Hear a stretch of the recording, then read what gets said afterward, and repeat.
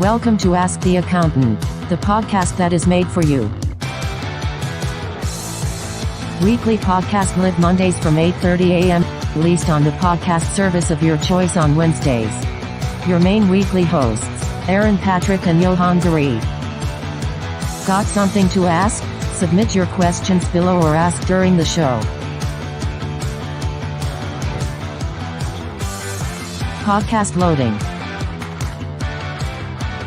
We are currently getting everything set up behind the scenes, so sit back, relax, and we will be with you in a few seconds. Enjoy. Good morning, ladies and gentlemen, and welcome to Ask the Accountant. It is 8:30 on a Monday morning, which means one thing and one thing only. Aaron and myself are here to talk to you about all things, well, anything really, whether it's news, tech, anything, what we got up to the weekend, what's going on in our firms. So let's start off well and truly, as we always do. Aaron, welcome, and how was your weekend? Hello, everybody. Yeah, very good weekend, actually. Very good, very good. Chilled. I think we both said that, didn't we? We both said that off air. It was nice to have a chilled weekend because we've got some really busy weeks coming up. So it was just recharge those batteries, get everything in line, test a bit of tech that we'll come on to in a minute, get everything all ready. And also happy WWDC day, which is another segue for later, isn't it? So yeah, should be a good week coming up. So I'm really excited. In fact, last week I forgot to say at the end of the show, I went to do one of the video spots for QuickBooks, and you've been involved in them before, right? You get the proper team down. So Fresh Cut comes along, which is one of the video production solutions they use. But this one was absolutely brilliant. It was Dragon's Den inspired. So that's where they got the idea from. See Johann mentioned Dragon's Den and he disappears. All right, okay. Technical difficulties with us, everybody. No problem. We'll just wait for him to connect back up. So how has your day been? Comments wise, we've got Paul in the chat. Hello, Paul. Glad that you're here. Glad that there's got someone to talk to. As my co-host has decided to leave us at this point in time. And go through from there. Now I know he's got quite a bit to talk about, Johan. It was his show today, so I don't want to ruin too much of what he's got. But let's do some of the actual go through and what we've actually got to talk about. So 8:30 a.m. is when we go live normally, and don't forget then once we go live normally at 8:30 a.m. you can grab this from your podcast service of choice. Johan, you're back. How? I'm back. It's a good job we're doing the technical special today, really, isn't it? We can talk tech and find out what went wrong with your system. But Google before Chrome decided it want to work. Before you tell us, though, let me just finish off on what we're doing. So it was Dragon's Den inspired. We went over to a really cool client who in the middle of Birmingham, and it was one of these where it was a full day of filming for 5 minutes worth of content. So when it does come out, it'll be good to see it. But yeah, that just shows you behind the scenes of actually how this works. But yeah, it was a full day, absolutely, literally from 9 o'clock till what was it, about 7? We finished. We finished. So yeah, madness. But all good. They are about you, long days. I had a team from Fresh Cut up in Edinburgh a couple of years ago, and we were doing 2.5 minute videos. With one with each client. Yep. 3 days of filming in different locations and interviews, and oh my god, I was broken after that. It makes you think, doesn't it? Like, because I've been looking up at one of our clients. They've invited me to a film set lately because they're looking for funding and all this and the other. And I wanted to get my hands dirty and get involved. And I was there for a full day a couple of times, and each one of these was like 2 minutes of a feature-length film. So you add those days up, like, yeah, it's serious money, isn't it? They get spent. Like what is there, 20 plus people on set without the actors, like just the crew. So yeah, it's crazy really when it comes in. But that's the kind of production values needed these days, isn't it? I have neglected the chat though while we were talking. So shall we? Fine. Let's jump on the chat and say hello to everyone. So We've got morning Paul, as always. We can count on him to be here. Morning Ashley. No, I just had a slight issue with Google Chrome deciding it doesn't want to be Google Chrome anymore. But it's all right. We've restarted it. It's fine. LinkedIn user. Good morning. Morning to Lewis and Yuri. Ashley has spotted that I'm now here. Good morning, Merlin and Ashley. Yes, we are at Digital Accountancy Show next week. We'll talk more about it next week. We're going to have a big session on that next week. But we are there. We are going to be filming loads of content.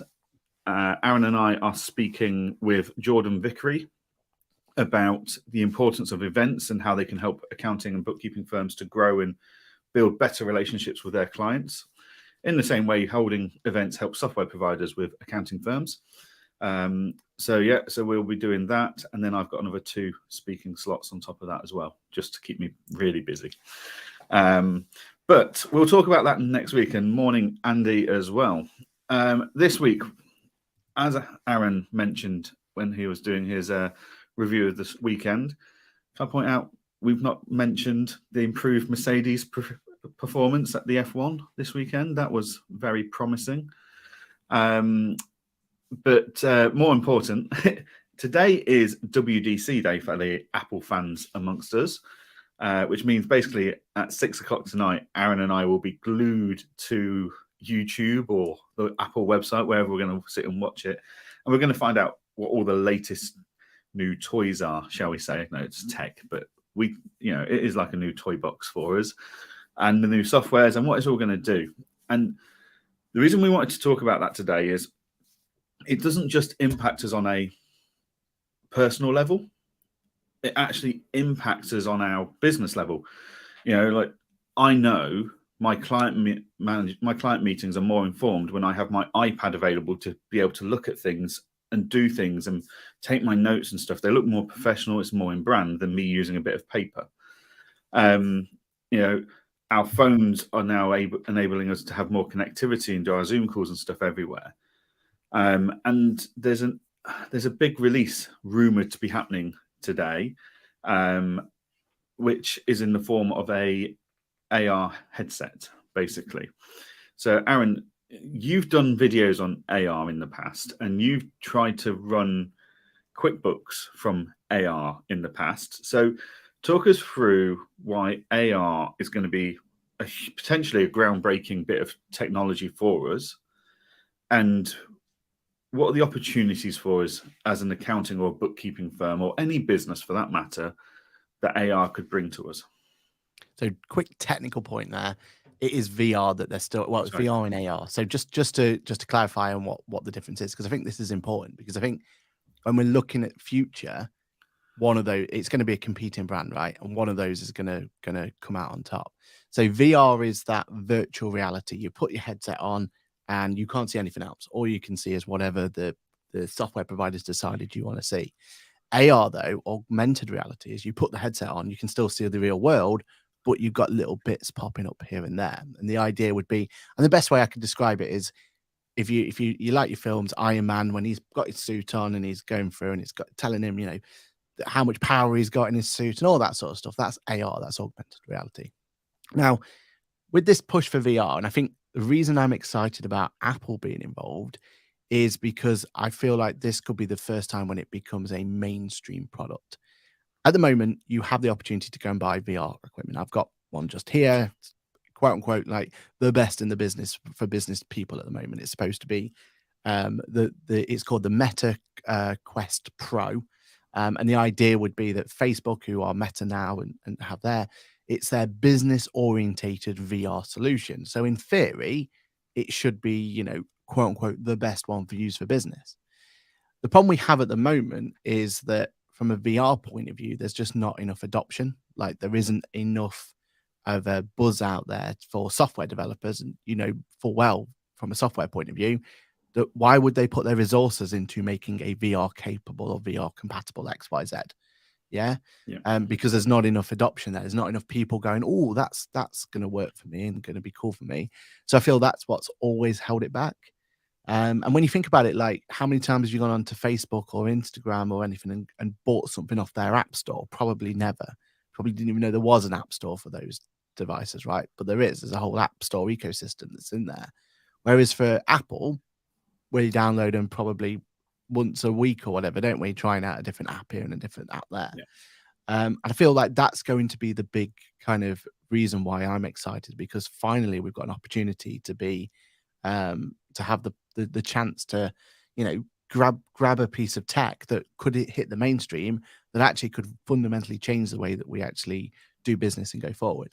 Because for me, VR, when I'm sat at my desk, I don't see that much of a use for it in reality.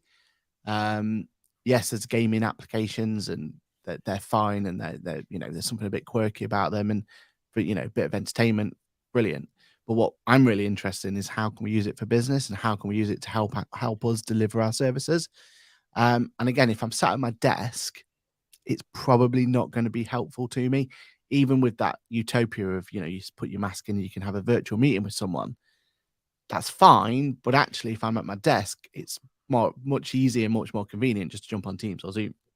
Yeah.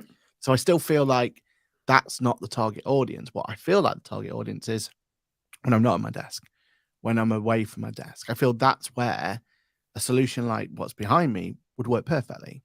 Now, we're not in that social acceptance yet of sitting at a cafe, putting on your VR headset and going to work, right? Yeah. We're going to get, you know, we're going to get some comments. We're going to feel a bit awkward about it. But I do feel like when that acceptance is there, that could be the future, but not with a chunky headset like that, but with something that's sleek and easy to put on. You know, if they were just your glasses and that was the tech back at, you know, a couple of years down the line, or however long it's going to take to get there, then that really works, right? You stick your glasses on, you could have the biggest screen you could ever need, and you're off to the races, and you're going to be as productive as if you were at your desk. Because that's the problem, right? As soon as we're away from our desk, we're less productive. Yeah, I think that bit there that you just touched on, the screen bit, that's for me the most obvious win here. Is I will be able to put on my AR headset, a VR headset, at my desk or on a train, and I would have basically unlimited screen real estate, because I won't need to have screens, because I can set up screens in the virtual reality world and keep naming them as different monitors. I'm not going to be limited to how many screens my laptop can plug into or having to carry screens with me. I'm just going to have my headset, and I can have this ultra wide screen if I'm doing video editing, or I could have a number of screens with different things on different screens. That's the first use case I think would be very useful for any business owner that needs multiple monitors. You know, I go to my client who runs a electrical business. They're out doing repair jobs, and he's got this. I'm very jealous of it. He's got this this tilted 4-monitor thing coming back at him, and he's like, I can see where my vehicles are, I can see where my books are, I can do this and I can do this. And it's like, that's quite cool, but it's not a cheap setup to have, because you're not just having to set up the monitors and pay for the monitors. You need all the connecting gear to do it. Yeah. So VR, I can imagine being quite good for that. So what are we expecting Apple to announce today with their VR? Or do we think this is going to be quite a shallow, just a foot in the water type thing? Well, your point at the beginning about AR, VR, I think that's the bit that's still a question mark. Everyone's assuming it's going to be a VR capable device. Yep. And I think that's right. I think that's what we're going to have. But a lot of people are hopeful that it's kind of almost a mixed, an AR plus VR. And the reason that AR becomes exciting is because that's your chance. And it doesn't really work for our industry. But if you think for doctors or something like that, where they're very hands-on or mechanical or whatever it's going to be, it's that idea that you could stick on a headset and the person who is guiding you through or helping you through or trying to get another diagnostic or something can see what you're seeing and help you along and give you tips and tricks and all that sort of stuff on there. That to me really exciting. And you know, I'm hopeful that however the technology works, that there is that opportunity of not just being VR, but they're going to look at AR as well, because I think that's where the excitement, even if it's just you imagine you call up the tech line on anything, you know, on Apple, and you're like, right, I've got a problem with this phone, and they're like, oh, put it in front of it, and then they could go through it with you, what to do and everything. They could put a little video in the top right hand corner what it should look like or whatever it needs to be. And I think that to me is exciting, and that's where I feel like that's what they need to do to bring this to mainstream. They need it to be part of day-to-day use, right? And that's when it starts to, the adoption starts to come through. I do think that what's going to be announced, or what we've been told, is this is going to be a very, very premium device, which is going to be limited in numbers and will basically be the beta testing of what's to come, which is slightly annoying, isn't it? Because that means that for the vast majority of people, they're not going to get this device. In fact, I think you even mentioned that it might even be US only. So it could even be the fact that rumor has it could be US only. Yeah, so we could just be looking at afar going, oh, that's a nice bit of tech. But yeah, I don't know yet. I don't know if that's something that we're going to be able to buy or even use. But I do feel like whatever this first step into it is going to be something to keep an eye on. But I think what Apple does well, and this is where they're going to have a step up in the right direction, is they make things seamless and an ecosystem. One of the most frustrating things about that device behind there is there's always something holding you back. It could be, you've got to connect into this account and connect to there for it to work, or just filing that VAT return on QuickBooks. I feel like I must be one of the first in the UK to have filed in VR, maybe even the first, right? And it was a 1-minute video. It looked sleek, it looked like it was slick and easy to do, but in the background, that was a long time to get to that point, right? And I jumped through a lot of hoops, and there was a lot of problems to get to there. It wasn't just plug and play. But I feel like what Apple can bring to the table is that plug and play mentality. The idea that your phone, for example, will just instantly connect to it, right? So if you need to put an input in, or you want to choose whatever it is, you want to consume some media, whatever it's going to be, you'll just be able to pick it up on the phone and off you go to the races. Whereas that one, because it's its own ecosystem that not really people use, and unless you're a die-hard Facebook fan, it's tricky to kind of get the most out of it. So I feel like that's where they're going to come through, and hopefully it is going to be something that is more comfortable to wear, and then they will go down that sort of optics. And I think if they can nail those bits, which is what Apple does best, then I think that's how we'll have something that could be a little bit more mainstream, is what we need for this technology to be adopted. Definitely. Brilliant. Is there anything else we're expecting from Apple today that we think actually that could be there's one thing that I'm personally very interested in, and that's the virtual voice. So Apple's done a huge push on health, hasn't it, over the last few years, and monitoring using the watch for heart attacks, etc., monitoring for falls, etc., which is fantastic for people who are vulnerable to falling. But also, they've already announced it. It's coming out later this year. There's a raft of accessibility, as they call it, features. And one is the ability to bank your voice, which most people have probably never heard of. But basically, the idea is that for years now, you've been able to, if you get diagnosed with some kind of degenerative disease or illness, that you're going to be able to record your voice using X amount of phases, and they will process that with a computer, so that you have then a computerized voice box. And this is very much what Stephen Hawking had on his wheelchair. So it's that. But to do this, my dad's got multi-neurons disease, so he went through this a couple of years ago to do it. Takes hours and hours. And if you don't catch it soon enough, like multi-neurons disease soon enough, and you don't recognize it soon enough, and you don't get access to the voice banking technology soon enough, the quality of what they produce is actually quite poor. Whereas what Apple have done is they've made it a 15-minute exercise on your phone. So any one of us could now bank our voice using about 150, 250 phases, I believe it's going to be using. And AI is going to deal with the rest for us, so that if we ever lose our voice, we've got a computerized system there in our phone.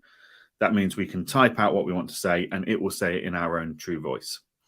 So from a personal point of view, I know that would have been a much easier process for my dad. It's free of charge, which would have saved the NHS a fortune because voice banking up till now has not been cheap. And what they're demoing controlled data, but from what they demoed, it was a much more natural sounding voice. So yeah, I'm very excited about that use of AI and that the power of having that on a phone for anyone that's worried that they might be at risk of degenerative voice, etc. But even if you lost your voice for a few days, how useful would that be? Like, it's amazing how challenging life gets when you've lost your voice because you've got a cold or something for a few days.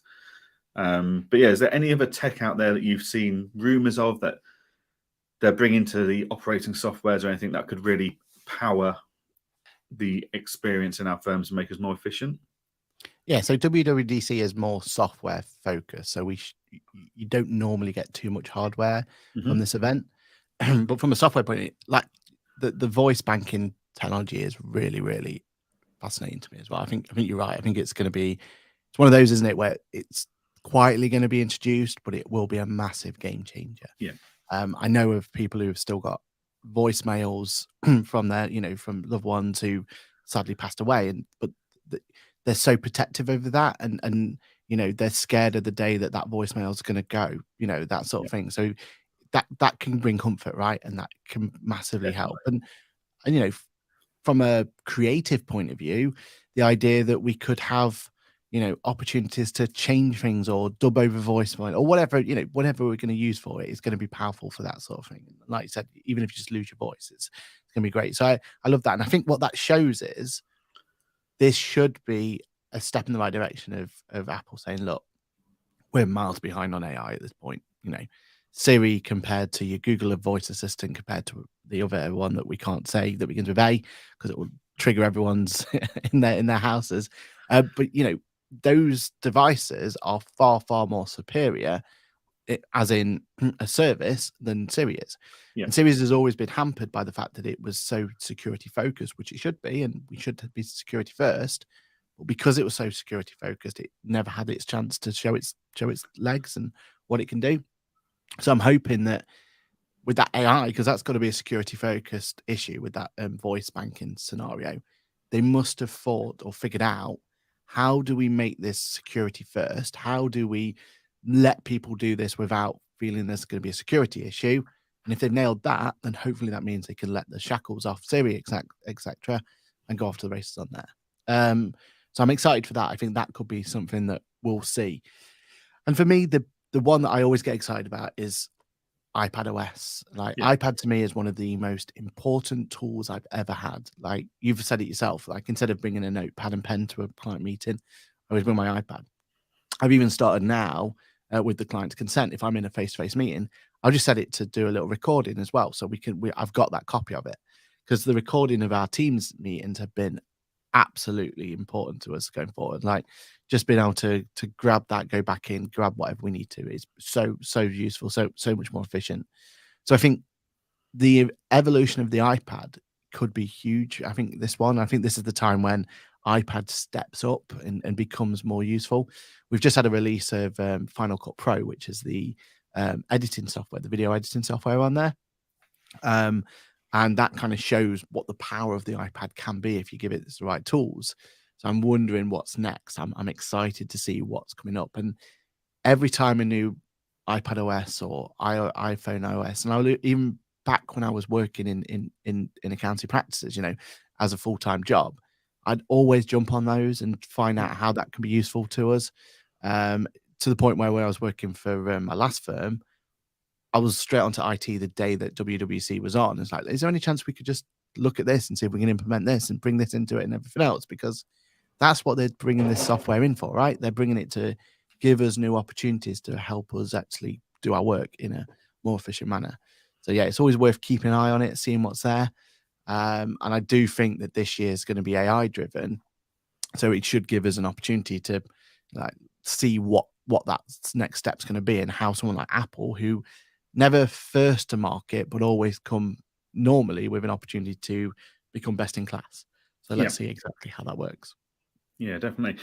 Speaking of AI, then I've been playing with AI again. So I thought we'd have a quick chat about AI because we spoke about it a couple of weeks ago, didn't we? And that was a well listened to episode, shall we say? That a lot of people were like, "Oh, actually, that's a really," they were quite intrigued by what we were doing with AI. And I think back then I'd used it to try and word some phrases and help edit some emails and get rid of. It was I was sending an angry email to a client and it managed to rephrase it in a professional way. But what I was playing with this week was basically revamping and improving our internal wiki. So if anyone that's not aware, we have a Wikipedia for on-point accounting.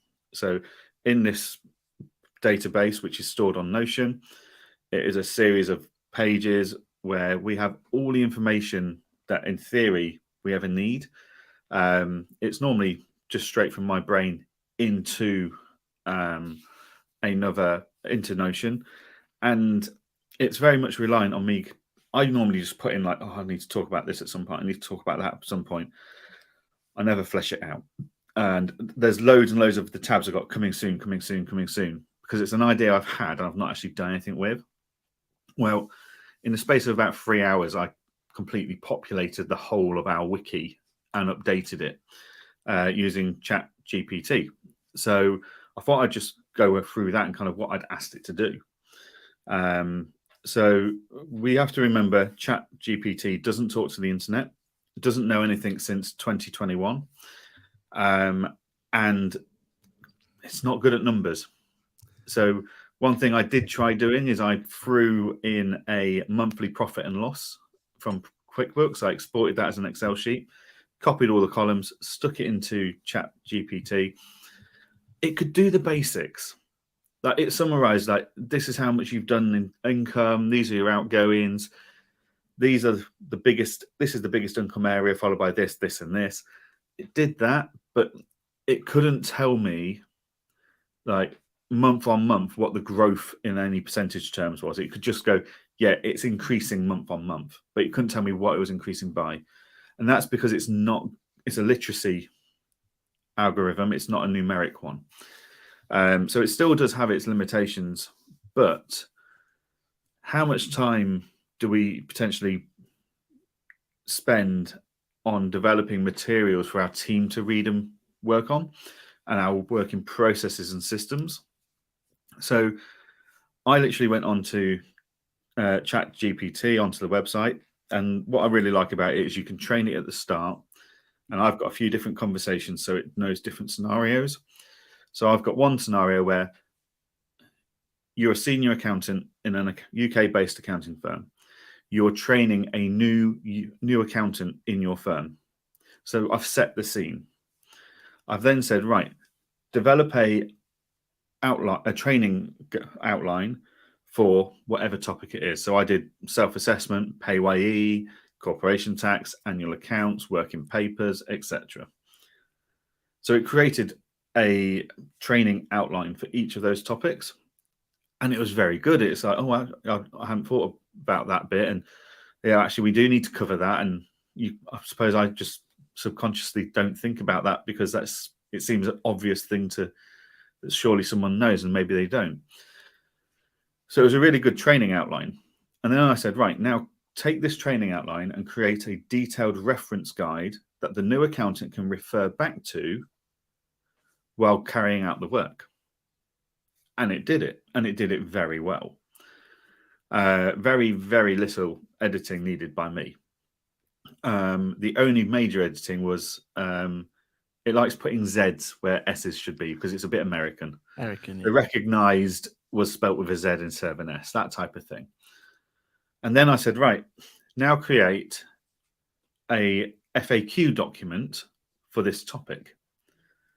And it literally went through, these are the 15 most regularly asked questions about payroll or about self-assessment tax return, etc. So in the space of 5 minutes, I've now got 3 documents for this topic to base everything else off. and I've populated it onto my Notion account, which is my Wikipedia for my business. And I was just sat there thinking, this has just saved me so much time. I don't know how many tens of thousands of words it wrote on my behalf on Friday morning, but it was a lot. And then from there, I then asked it, do you understand what the accountability ladder is?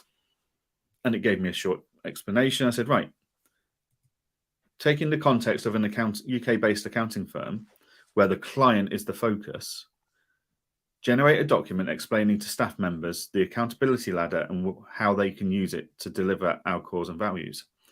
And it did it. Like any acronym I could come up with, like there's all these different management and leadership acronyms in the world, like SMART objectives. Explain what SMART objectives is. It produced a one-page explanation for me. And I'm just suddenly, right, I've got loads and loads of training materials for my team to now dip into when they're curious about different topics without really doing anything myself. It was rather good. And my team were all like, these training materials are great. They give me a very broad understanding of what it is, and then we can do it in more detail. It just saved so much time.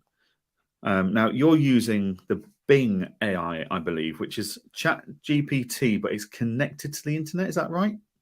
Yeah, scary thought, isn't it? Yeah. Exactly. How are you finding that? Absolutely loving it. And I think it's interesting that we're both using different aspects because we can get different experiences of how they've gone. I think yours is going to be a more streamlined, and it's probably going to be more accurate, I'd assume, in terms of kind of what it's coming out with, because you're going straight to the source, right? Yeah. Mine it's grabbing that, but also grabbing the internet and trying to meld them two together. So you kind of got an interesting blend, let's say. But it is scary. Like, one thing you'll always say that holds yours back is it can only go so far, isn't it? I forget the date, the cutoff date, but there's a certain date. September 21. September 21. Brilliant. So your information is only up to there. I can type what's asked the accountant and it will tell me in Bing. And it's that whole idea that you're then, because it's now looking at the internet, it's been able to find answers for itself and be able to understand and bring those questions in. Now, I would say it's probably not as accurate because there are some things I've kind of come back and thought that, well, that's completely not right. Put in, say, Johann Goree, for example, it'll say he's a World Cup medal winner, for example, and the thingy. I was like, well, not quite right. But yeah, I understand that it's got it from this context. And it will tell you why it got to that assumption. But because it's not curated as much and because there is that unlimited amount of data there, you're only as good as what the data's come through, right? Like Wikipedia is a great example there. Yeah, Wikipedia we all love and use, but we've always got to be a little bit cautious and remember that it's only as good as whoever it was that edited that particular piece of information. But I am like super excited with what it can do. And I was talking to a client actually last week, and we were just talking about AI and how that works. And he was telling me that for him, it's completely changed his day, his week. Like, he used to have to send proposals out, and he used to block a whole day out for proposals at the end of a week. And it would literally, you'd sit down and he knew that day, whatever day that was going to be, was his proposal day. And he would sit there writing all these proposals out time and time again. And now we've just put it into Chat GPT, get a nice framework, build it together. And it's gone from one day to a quarter of a day. And like, now we can spend that other time doing other things. What we've started using it for more than anything is, we spoke about Teams and recording the video chat and everything.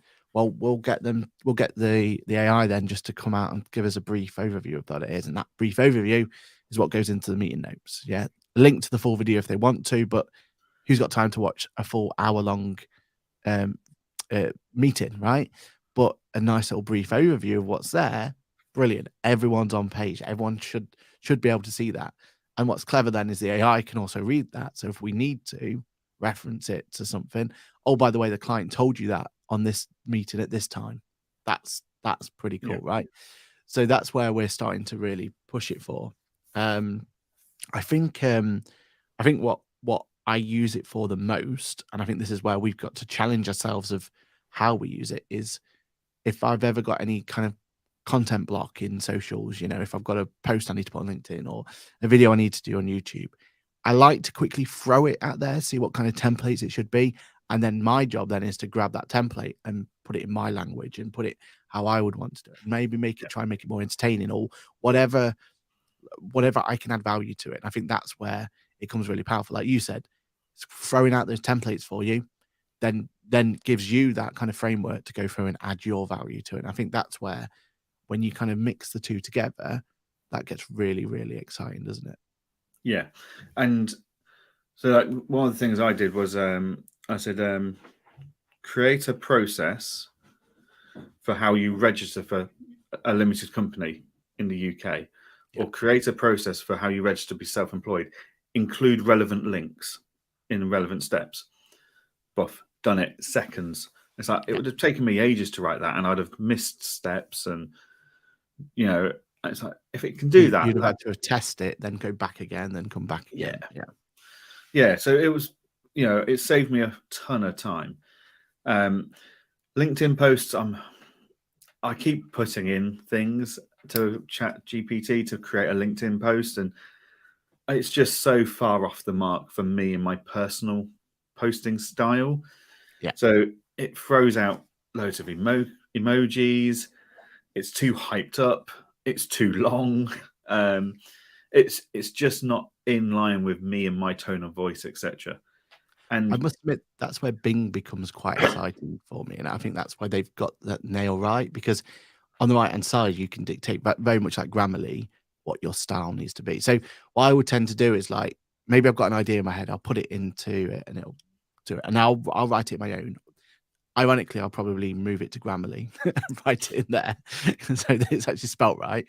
I'll write it in Grammarly, and then I'll go back to Bing and I'll say, right, can you add emojis or whatever to this? Make this more, that's where I find it powerful to kind of, you take it away, you do what you need to, then put it back in there again. And it's clever enough to kind of go, right, okay, I see what you've done. And even it takes like your feedback and says, oh, I didn't like that. Okay, what about this? And then, I like that bit, but what about this bit? And it really does work with you. And I think that's where Bing's got something really clever when they've built theirs together. I think that's where it comes in quite useful. I mean, Paul's just put in the comments that if you can also train ChatGPT to know about your writing style. Okay. What's very interesting is if you were posting prolifically and you had loads of blogs and stuff pre-September 2021, you can ask it, do you know so-and-so and their writing style? So, for example, you might go, do you know J.K. Rowling and her writing style? And ChatGPT will go, yes. Create a post using that writing style here. So you can train it today, but that requires you to understand what your writing style is. And that can be quite hard to know yourself, never mind explain to something. Whereas if the internet had enough of your information prior to ChatGPT getting turned off, it could look at LinkedIn, understand what your posts and tone of voice were, and go, right, this is your normal type of content, this is your tone of voice. I'm now going to suggest to you what to do. So I don't, can Bing pick up social media? Does it class that as too personal? Yeah, no, and it will reference it as well. You can kind of say, respond to this post, and you'll just put a link into the post, and it could kind of bring that in. And Bing is just like Google, has got X amount of data on you anyway, so it already knows what you've done and where you've been and everything else. So yeah, I mean, saying that, we've not tried it yet, but Google would probably be the one that would absolutely dominate this, right? I think it's called Bard, isn't it? Yeah, I tried signing up for Bard and it wouldn't let me. So I'm obviously not exclusive enough for their little club, but I might have a go at Bing and just say, look, review my LinkedIn profile and write a post in this style and just see what it comes back with, because that would be quite interesting, I think. Yeah, and it's definitely got that capability. That's what it is. And actually, LinkedIn's owned by Microsoft, right? Yes. Yeah. They'll probably see more than you can. Definitely. Okay, let's have a look at our comments, because we've been a bit neglectful. Definitely. So Paul W. Yeah, so we'll start with no, Stuart. wasn't it? No, we'll start with Paul. Get there eventually. Paul's got a few clients that are makeup artists and such on his books that are in major films and TV shows. We'd have to get an invite onto the set one day. Do it, Paul. It's incredible. I am so like now I watch programs and I just like so much more appreciative of what happened to get to that point. Something as simple as one of the ones he invited me to was a night shoot, and then to me I was like, oh, you just turn up and you'll be probably done. No, literally, you turn up at 5 o'clock in the evening, and it was what was it? Was it 7:30 the next day when we were we were able to go, sort of thing.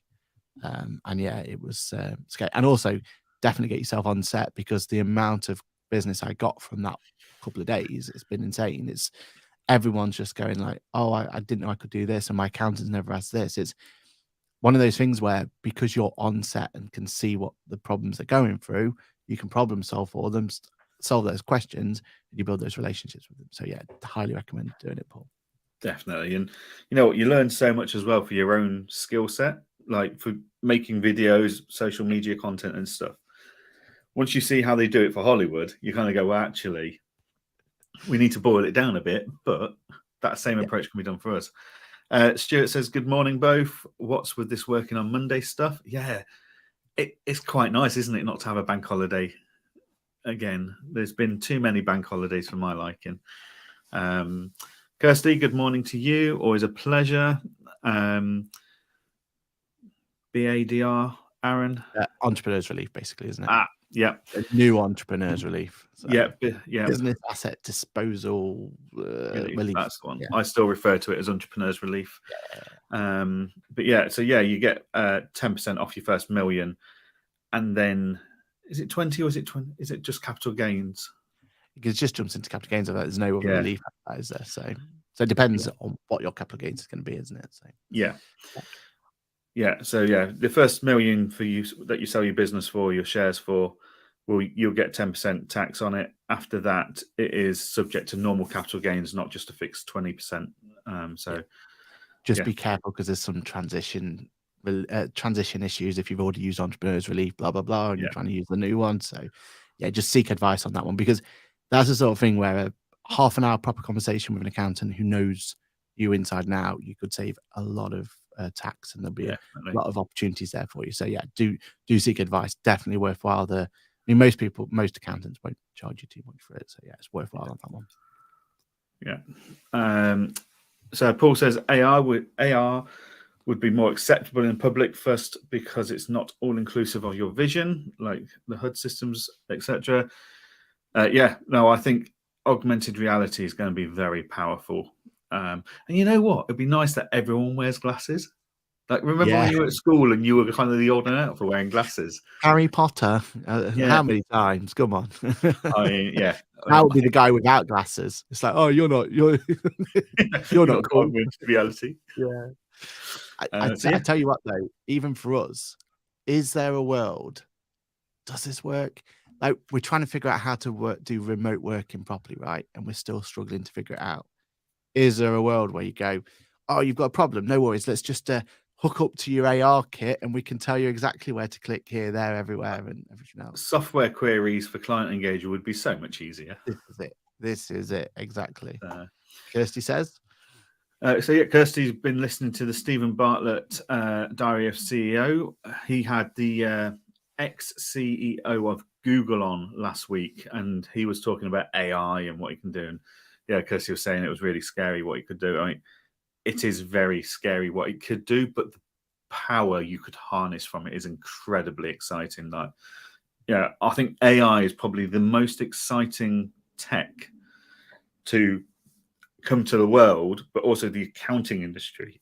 For the accounting industry, I always refer back to AI as the next thing after OCR technology, where we could read documents with software. So yeah, AI for me it's the big, incredible tool that's going to make life just so much better.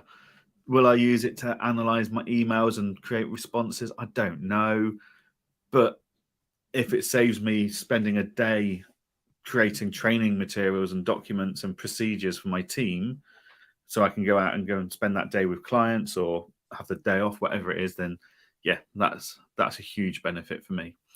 I think the big one I'm looking for now, and I've been thinking about this for a while, is who's going to be first to market that creates that AI for us that will automatically go out to a client, ask for information before the deadline, you know, maybe give that information and it'd be context based on what that client needs, and then checks what the client's brought in to see if it's accurate or not. You know, is it the right date range? Is it the right this? Is it the right that? And as that to me, if someone can develop that area of it, that's the game changer, right? Because how much time do we waste going back and forward with clients? And this isn't us adding any value to them. Like, the value is once we've got that information, we can then analyze it and do something with it and do an accounting role. But just that administration of let's make sure we get the right information in and let's bring it there. If we can get that at scale, whoo, that could be absolutely a game changer, right? Definitely. I mean, I don't think AI is going to cost anyone their job in the accounting industry. I think what it's going to do is re-engineer and refocus us on what we do. And that is spending time with clients and giving them better value. Yeah, definitely. So we've then got Paul. He loves the Bing AI and the fact that it shows reference links as well. You know what? Between you and Paul, Aaron, I think I'm going to be converted to Bing at the end of this. I tried playing with Notion's AI yesterday, and it didn't go well. It does make me laugh, doesn't it? Because when was the last time you binged anything? And now that's the first one I go to. I know. I think that's the problem. My biggest resistance to it is I don't remember when I last looked at Bing. I think I was in the IT lab at school. In fairness, though, Bing must know a lot about you now because of LinkedIn. So, if anything, in theory, yeah, you know, probably too much. Well, yeah, that's true. Lennox wants to know: can you use your personal debit card or credit card to fund business expenses if your business banking hasn't been set up yet? Yeah, you definitely can, Lennox. Just keep a track of it all, keep a record of it all. If you're a limited company, it's classed as a director's loan. You're lending the money to the business. If you're a sole trader, it's classed as capital introduced to the business because you've spent the money for the business. In most circumstances, you can add the personal debit and credit card to QuickBooks Zero, whatever you're using, can't you? So that makes it easy on yourself. As a limited company, I would say just to really, cross the dots and dot the I's and everything else, just do an expense claim form. Just, here's the expense claim for X, Y, Z, and put that through, just like you would, anything else if you're a limited company. It's not 100% necessary, but it will just means exactly that you'll be allowed to have it, and it just makes it easier on yourself. Yeah, so Paul's just talking about ChatGPT there and the fact that you can train it about your writing style and tone. And if you write me a proposal in the style of J.R.R. Tolkien, it will do that for you. I think that's a better reference than what you said. Rowling. Yeah. Can you imagine an accounting proposal comes into you as a potential new client written in the style of Lord of the Rings? I mean, wow. My client who was on the lives on a thing, and oh dear, it'll be like this, wouldn't it? It'll be a beast of a proposal because he's overwritten it, which ChatGPT is already very good at overwriting things. So LinkedIn user, unfortunately, Bard. Oh, do so let Bard us know is how the that was. Google one, isn't it? Mm-hmm. We use a combination of ChatGPT and Bard. Bard is either brilliant or completely wrong. Combining the two seems to get a better result for us. Yeah, this is why I think Bing might be more powerful here. I mean, that and Bard won't let me in. I wonder what we made Kirsty laugh at. I don't know. Daily. Our fault for not being on top of it. Yeah. That's what we need AI for going forward. Yeah. So Stuart says, regarding AI, I've not jumped on the paid version of ChatGPT yet, but thinking about it, worth it if you're using it. You know what, though? I'm not using the paid one either. I'm just using the free ChatGPT. So if you go to OpenAI, that's the website, you can create a free account. The only thing that it won't do is it doesn't chat to GPT-4, which has got more reasoning behind it. And if ChatGPT, the free one, is busy, it just takes a little longer to get your question answered. But like I noticed it, on Friday, every now and then it started stalling a bit, and it was like, oh, it's thinking it, and then I just press resubmit, and it goes, and there you go. Like I just caught the timing slightly wrong. So yeah, I wouldn't see any need to pay for it, but as you say, it is a business expense if required. And another great use for ChatGPT I've found is soft coding for Power Automate. No more guessing, trial and error. Just builds out simple automations in seconds. Fantastic. Yeah, it's a great use. I mean, you say people aren't going to lose their jobs, but I got to where I was because I was an Excel whiz. I've got a feeling now my Excel whiz isn't going to get me far, to be honest. Yeah, I did see a video where it said that if you ask ChatGPT to do, so if you export a QuickBooks profit and loss, take a bit of coding and put that into the Excel sheet, it will then highlight all the various information you've asked it to highlight. And it's like, oh. But yeah, again, it needs that creativity and imagination behind it to know what to think. Oh, I could do this or I could do that, and I'm just not there with that. Andy Wainwright, will either of you be acting as John O'Connor going back in time to stop Armageddon? I think it's too late. Yeah, we're past that point. We're waiting for ChatGPT to create the time machine. What we want to do is hope we have jobs when they take over. Yeah, there is something for us to do. Yeah, Ashley Leeds, computers have not cost accountants and bookkeepers jobs yet. Exactly. Computers have only ever enhanced and re-engineered what we're doing, and we just spend more time with our clients. It happened 10 years ago. It's going to happen again now. What is this Bing that you talk about? Well, yes, it's a bit old school, but I tell you what, can you imagine the success story if Bing becomes the biggest search provider and it destroys Google after all these years of dominance by Google, isn't it? If that actually happens, I mean, it's like the F1 all over again. Mercedes doing really well, and then Red Bull just come and smash them apart. Yeah, I don't know. I mean, we said it before, but imagine Ask Jeeves now comes back. I mean, that would be. Yeah. I mean, and it's a serious money as well, isn't it? So yeah, Bing is ChatGPT 4, so yeah, it makes sense. Cool. Right. Well, that has filled most of the hour, hasn't it? I think AI is just, if you're not looking at it now or in the next few months, I think you're going to be far too far behind to benefit from it to the same level that everyone else is that's looking at it now. It's one of those things you really want to be trialing and erroring as an early adopter, so you don't miss out on the opportunities. But yeah, it's certainly an interesting topic that we will be coming back to time and time again, I'm sure, once we're both redundant, because ChatGPT's just done a set of accounts for us. In fact, did you see ChatGPT's just passed the Chartered Accountant exam in America? They put it through it again. Without any training, it failed. But once they trained it, it passed. And everyone's like, oh, well, you had to train it. It's like, yeah, but what do you spend 3 years at university doing? Being trained to pass the exam. So there's still hope for us yet that we could be a ChatGPT trainer. That's one of the roles that we could get. Certified ChatGPT trainer. Yeah. Get on that now if I was you.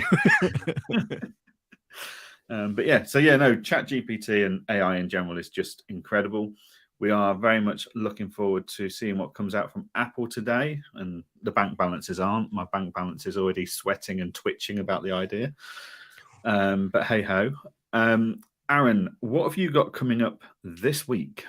So this week's going to be a really busy week. So tomorrow I'm at Get Connected. Is it Get Connected? I always get confused about their branding on this. Get Connected, yeah. This is the Get Connected one, right? The roadshow. So basically, this is we had the London Connect back in, when was that? That was March. So this is their on the road roadshow, and we're going to be. Well, I've got 2 speaking spots on the day, so I'm looking forward to that. And most of my time is going to be about talking about the new accounts production and pro tax. So, yeah, if you're interested in that in any capacity, then please do come along. It's free of charge. Yeah, it's free of charge. Yep, tell them that. And we're in Birmingham this time, and next week we're in Manchester. So, yeah, really looking forward to this. I think, just being able to have another little road show, another little get together with QuickBooks will be worthwhile. So, should be good. And then towards the end of this week, I'm back in London again. So yeah, we've got a busy week coming up, and even more busy next week. So yeah, two busy weeks, but it'll be worth it. So it's all good. What about yourself, Johann? You got anything exciting planned for this week? So I'm at home for the whole week, working from home, obviously. But it's very client engager focused this week. So on Wednesday we are releasing, probably Wednesday night, but we're releasing automated emails. Oh, okay. So you think bookkeeping, like VAT, for example, due in 1 month, 7 days, emails go straight out to the client saying, right, your VAT period's over. Let's start getting your stuff together. A couple of days later, you've not sent us anything. A couple of days later, you've still not sent us anything. A week to go, send it or you're going to be in trouble. Is AI driven a possibility later down the line, maybe? I'm playing with the idea. I quite like Engager AI as an idea. But yeah, we're playing with it. It's not there yet. It's very early days, and we've got bigger tasks to tick off the list between now and the end of this year. But next year, I wouldn't be surprised if we introduce an AI kind of tool. And when you think about the big boys not being able to properly implement it yet, the fact that you're even having those conversations means that you're probably at the same stage they are, if we're completely honest. Exactly. And we're also introducing our status update emails. So basically you think, right, team members completed a phase that then tells your head of accounts to review a set of accounts, but it can then also go, right, and do you want us to send an email to update the client? And you've got a template saying, hi, we've just finished the working papers on your accounts. Our head of accounts is now reviewing that. This would normally take 5 to 7 days. So it's like your pizza tracker on Domino's. I was referring to it as the Amazon delivery tracker, but Andy Wainwright pointed out it's like the pizza tracker at Domino's. And I really quite irritatingly like that analogy of, we've got your order, we're prepping your order, we're baking your order, we're doing quality check, we're sending your order. So we're giving our users the ability to have that kind of status email update for their clients, which is really exciting. So yeah, my whole week is kind of focused on finishing testing that, getting it rolled out, and helping our users to use it basically, and get some ideas about how they can implement it in their firms. But yeah, that's my week really. I love it. And my one kind of thing I'd love to see for that, because I can't think anyone who's really doing that properly. But I've always wanted to see that in the client portal. Like the client could log in and go, oh, that's where the status of my so-and-so is. That's where that is, But yeah, we'll see if that can be implemented. We've got a couple of comments to finish off on. Kirsty says, VAT for group accounts. It was in a Facebook group. I think you said QB Advance could do it, or did I dream that? QuickBooks Advance, that's your wheelhouse, Aaron, not mine. So technically group account is now part of QuickBooks Advanced, but I wouldn't believe the hype. It is QuickBooks' attempt to do it all via Excel, which got Johann very excited during Accountex North until he found out exactly how it was implemented. So currently group account is on the roadmap as something that is definitely going to be a QuickBooks Advanced feature. I'm not 100% confident that their first implementation is one that's going to work very well, because at the moment it's very much you connect multiple accounts to Excel and then all talk to one another, which is fine. I've been doing that for, using Google Sheets. I've been using that for a while to do group accounts now. It works, it's okay. But I do believe that there's something better coming down the line. So I think it's watch this space, unfortunately, Kirsty. From a VAT point of view, though, I can't imagine that's going to come very soon. I think they need to get the group account element sorted first and then think about that for group. So unfortunately, it's still for our group accounts ones, we're still using bridging to do it. So dump into Excel, add it together, and then bridge it over using the license. So yeah, not what you want to hear, but yeah, I think it's at least it's on the horizon. Paul then goes on to his staff are very excited about automated emails, as they should be. I have had great fun playing with these for the last few days. And status emails will also keep us on our toes. Yeah, in a status email, you're making a commitment to your client. Yeah, it's like soft deadline versus hard deadline, right? Like huge soft deadlines are they're more important to me than hard deadlines, and that's because that's what I've told the client, right? Yeah, so exactly, definitely. And Kirsty, thanks you for your honesty as always. I think you've cost us any sponsorship deals with QuickBooks, but thanks for your honesty. But yeah, right. Well, fantastic. So we've got busy weeks ahead. And then next week we are back at 8:30 on Monday morning, where we will probably be talking all things digital accountancy show, because that is what is happening next week. So yeah, tune in for that. If you are listening back to this, why not join us live on a Monday morning at 8:30 on any of your favorite social media platforms? But of course, as always, we will launch the podcast on a Wednesday morning. Normally it's silly o'clock in the morning, so it'll be there for when you wake up. And if you've got any feedback or comments, please stick them into the links that have just been posted into the comments of wherever you are watching this from. So I think that summarizes it quite nicely, Aaron. A very interesting episode, especially about AI and the future that has for us. Not in the future, but almost today. It's in the present, isn't it? So yeah, very exciting. And Ashley says, have a great week, guys. You too, Ashley. Will be tuning into your Wednesday podcast, I'm sure. So yeah, thank you very much. And Aaron, I'll let you hit the button for the credits. Cheers, everyone. Have a great week. Bye. Thank you.